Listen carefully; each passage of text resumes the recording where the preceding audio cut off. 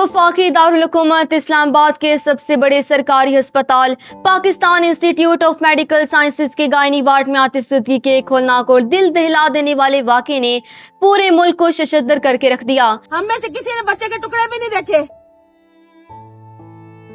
एक गायनी की डॉक्टर नहीं थी, एक नर्स नहीं था, एक एनआईसीयू का डॉक्टर नहीं था। घंटे बाद ये डॉक्टर रिमशा और 2 डॉक्टर एनआईसीयू के 3 डॉक्टर ये लोग नीचे से भागते हुए आ रहे। ये अल्लाह की कोई कुदरत नहीं है आग लगना, ये इन लोगों ने जानबूझ के किया है। या बच्चे गायब किए हैं या जलाए हैं, ये जानबूझ के किया है।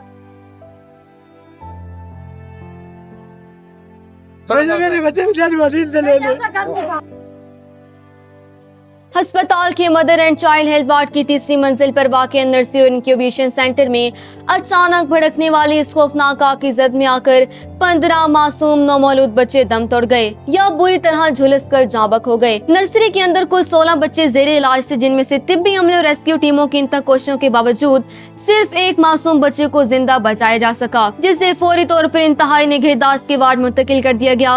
अस्पताल इंतजामी की मुजरिमाना गफलत, फायर सेफ्टी के नाकारा निजाम और रेस्क्यू टीमों की शदीद नाकिस कारकर्दगी पर पूरा मुल्क सरापा एहतजाज बन गया। अल्लाह पाक ने तो सबसे पहले औलाद दी है 4 साल बाद। आज बेटा था, हुआ कल शाम को दाखिल हुए थे। जब आग लगती है तो इंतजामिया का कोई बंदा आगे नहीं आता, इंतजामिया का बंदा नजर नहीं आता। नर्सरी के बाहर इतने इतने ताले उन्होंने लगाए हुए हैं।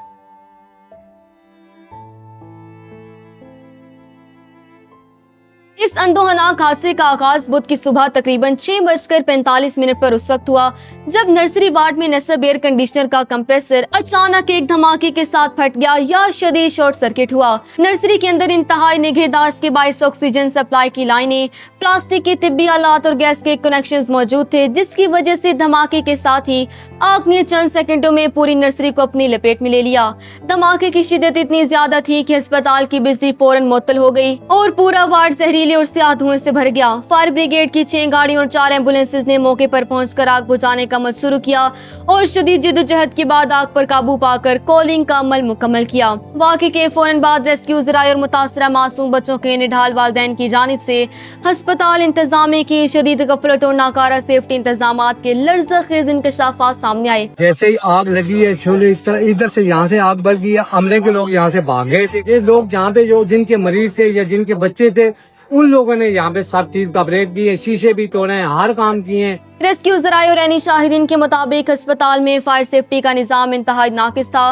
फायर होस में कपलिंग्स गायब थे, फायर पॉइंट्स पर पानी का कोई इंतजाम नहीं था और सबसे बढ़कर ये कि हंगामी इनखला के रास्तों पर ताले लगे हुए थे। वालिदैन और मौके पर मौजूद शहरियों ने रो रो कर संगीन इल्जामात आयद किए कि जिस वक्त नर्सरी में आग लगी तो डॉक्टर्स, नर्सें या वार्ड बॉय अंदर मौजूद ही नहीं थे और एनआईसीयू का दरवाजा भी लॉक था। शहरियों का कहना था कि आग लगते ही अमला वहाँ से भाग निकला, जबकि लवाकीन खुद अपनी मदद आप के तहत शीशे तोड़कर बच्चों तक पहुंचने की कोशिश करते रहे और रेस्क्यू पुलिस की टीमें हादसे के काफी देर बाद मौके पर पहुंची। अस्पताल इंतजामिया की जानिब से जारी करदा सरकारी दस्तावेजात और फहरिस्त के मुताबिक इस होलनाक आतिशदगी में जांबक होने वाले 15 बच्चों और बचने वाले एक बच्चे की तफसीलात और शनाख्त सामने आ चुकी है। जांबक होने वालों में शहरी समीउल्लाह का बच्चा, राशिद का बच्चा, अब्दुल्ला का बच्चा, शकीला और मोहम्मद तनवीर का बच्चा, सिद्रा और इमरान का बच्चा, सुंबुल और उस्मान का बच्चा, किरण, फातिमा, मोहम्मद सादुर रहमान का बच्चा, आमना और खुरम का बच्चा, मारियो और कयूम का बच्चा,